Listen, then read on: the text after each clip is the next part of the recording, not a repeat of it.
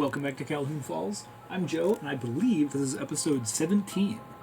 In this episode, we are going to continue building out this university district here, specifically this housing down here. Now, another thing that I want to do is something that I did a little bit ago. I also put in this castle in between episodes because I forgot about it, and I said that I wanted to build the university kind of around it, and therefore forgetting about it was not a great thing to do. So anyway, the castle is now here. This is going to be some business area right down here by the castle, and hopefully initially my thought was that the castle could go somewhere in the middle of the university and kind of be surrounded by those buildings, but it makes a little more sense that it would be kind of on the edge of this area, and there would only be a little bit of stuff around it before I went in and completed a moat around this. So that is the other thing I was thinking of, is completing a quote-unquote moat for this. That's what I said I wanted to do, ostensibly, when I built this, was to kind of put this on its own little island here. And I did that for one side, but now I'm not totally sure that I would actually like to complete that moat. And I don't really think that it will do anything. A, I don't think it'll actually benefit anybody. B, it'll make this canal harder to manage. You can see right now our ships are kind of messed up because the water level changed when I put in the shipping lane, and it's functional. It's functional, but it doesn't look right, and I prefer if we minimize the jank. And one way to minimize that jank is to not put in a secondary exit for the water over here. So we're not going to do that because it's just like that. Okay, so what do I want this area to be? I think I want this area to be mostly housing behind here. I do also want to put in some bus lanes, but I believe I want this area to be mostly housing down in there. And so that will mirror nicely with this area, which will be mostly housing. I think I'm going to stick to this kind of medium density housing style of these 2 by some length medium density housing buildings, or possibly some other ones which are maybe a bit wider than that. I did experiment a little bit with some 4 wide buildings somewhere, and I can't quite remember how they looked. That being said, I think I was debating on making this area like dorms for the university. I think that could be able to work, especially if I put in a school maybe right around here.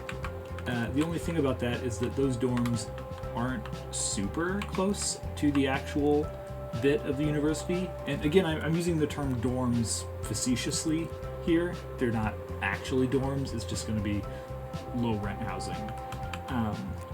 Like this dorm complex is meant to be its own, and then we could put in a different dorm complex down there.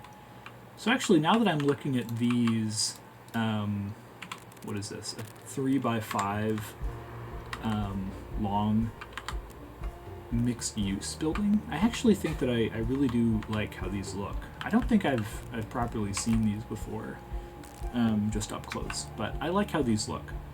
So we might add in some of those as well.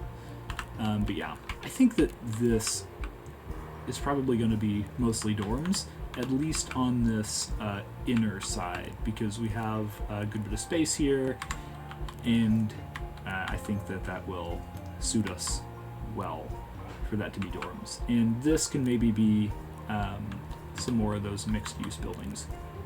This area over here, which is, I guess, now part of the university, I kind of made it like that, medical center, office park, research area, because we have this health research institute and this geological research center.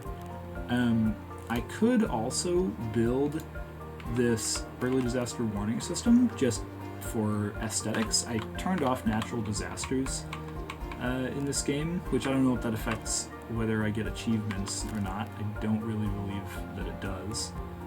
But yeah, this could just be kind of a neat thing to place down, or I could put that over here with this, in this area with our satellite dishes over there. Although it does look like we have some building damage on the map from just fires that have happened. I tried to build this disaster response unit here so that they could maybe go and repair damaged buildings. I guess I can't really remember about how that building repair works or if it's possible, but either way, yeah. I also got these exits placed in the highway, so we can just go ahead and delete these districts. And I think I want a lot of this area to be some low density as well, and I believe that I might want kind of this area here-ish to be that signature, low density signature buildings area. I think that this place will have enough room, and I can kind of put them in there how I want to, and then pull off the streets to fit that later. So this is where I think I want to put all of our expensive houses. Ironically, they'll be right next to the dorms, but we can transition that a bit. So the first thing is I'm going to start on this area. So I'll time-lapse that, and I'll see you soon.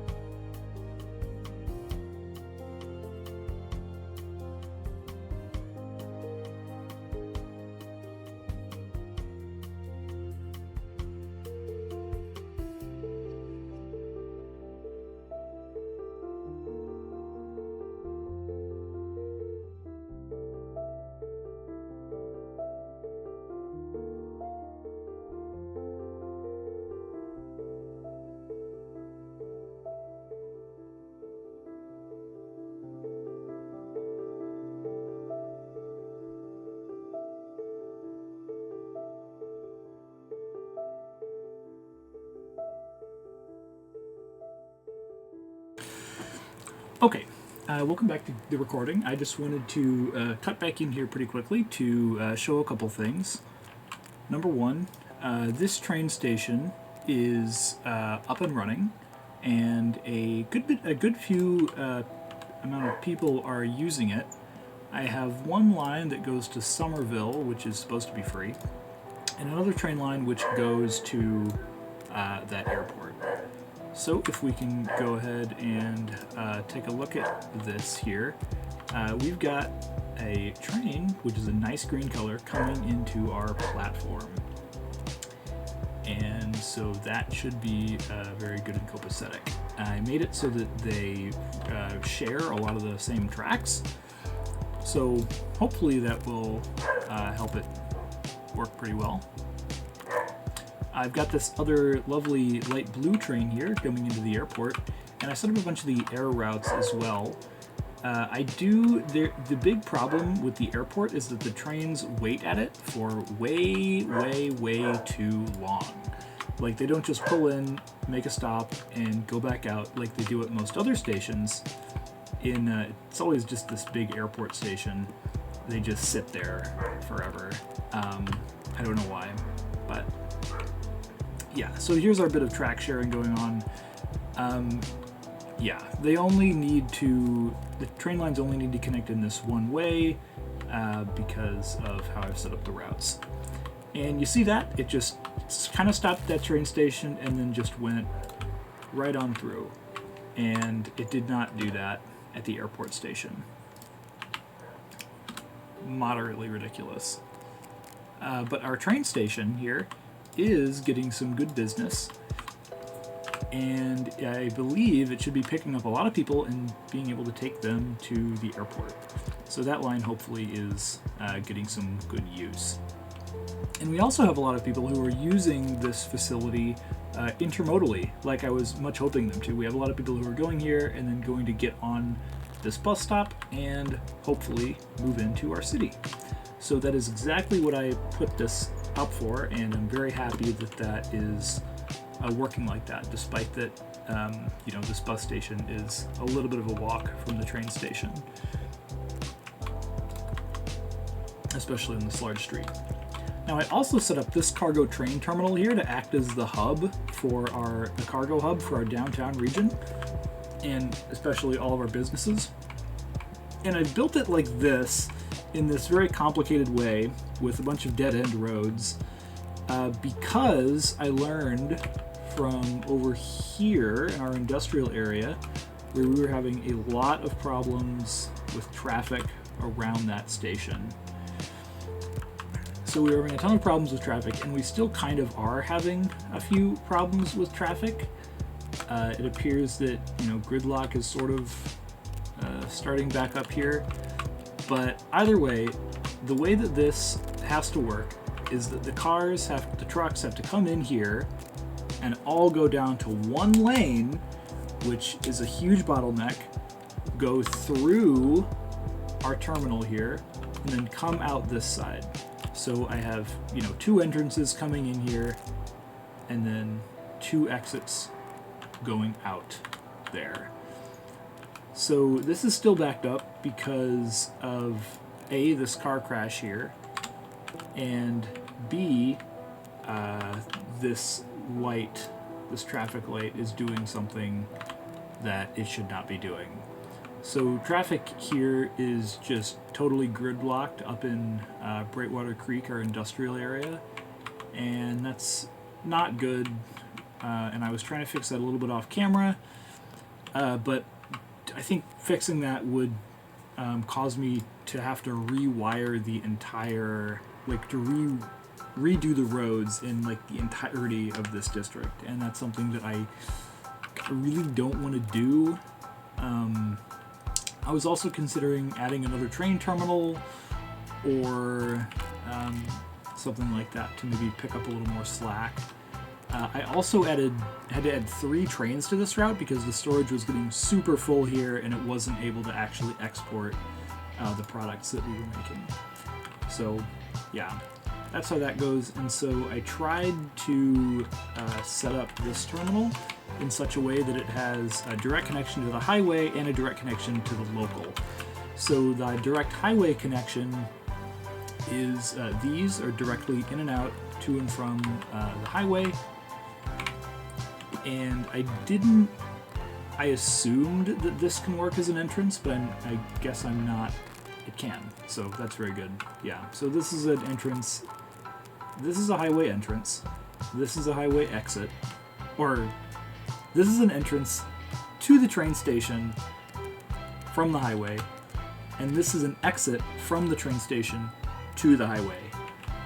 This is an entrance to the train station from a local road, and this here is an entrance to a local road back here from the train station. So the cars will go, hopefully come on this road, come in here, go through this, go through here, come out here, and then come back down here and go like this. Ideally, they will not turn right out of here and go this way. The tricky part about this side of it is that this little entrance here needs access to this main office part of the building for it to actually work. And so you need to have a road here, and it's pretty tough to actually make it so that these roads kind of... You can sort of make it so these roads are totally disconnected from each other, but it looks bad and it gives you a lot of warnings like this. So these warnings are all intentional here. But we do have a little bit of storage in there, so hopefully people are using it. Maybe this building is doing it for food, and it looks like we have mail in there, so that's okay. Anyway, I'd be curious to see. Anyway, but yeah. So this will get more use when A, we hook up the train to it, and B, when we actually zone businesses and stuff in here. So our airport hopefully is getting a little bit of business here. The strange thing about this airport is although it has a larger air cargo section, it does not have a train. You can't upgrade this at all, actually. But it gives these good bonuses: 10% attractiveness, interest in university education, and demand for software. So that's good. So that'll give our university more business, and also another way to import and export people through outside connections. So that's good. The other train line is going to keep coming up here, kind of go along this way. I might have it stop here-ish and go somewhere else, but I kind of don't want it to do that.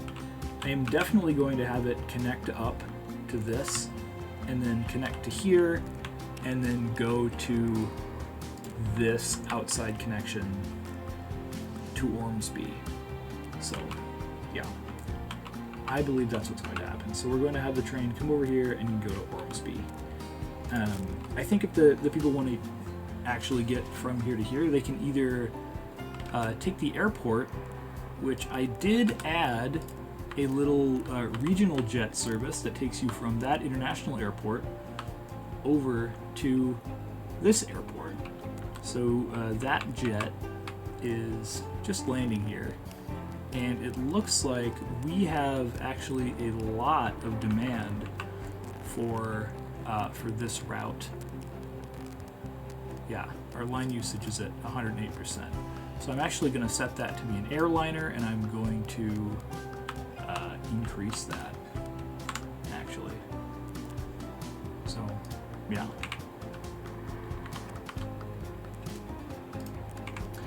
Anyway, yeah, we had a lot of time-lapse in this episode, but I am liking this new format of the time-lapse. I think it gives me a bit more freedom in what to do, and as well as in the explaining of it.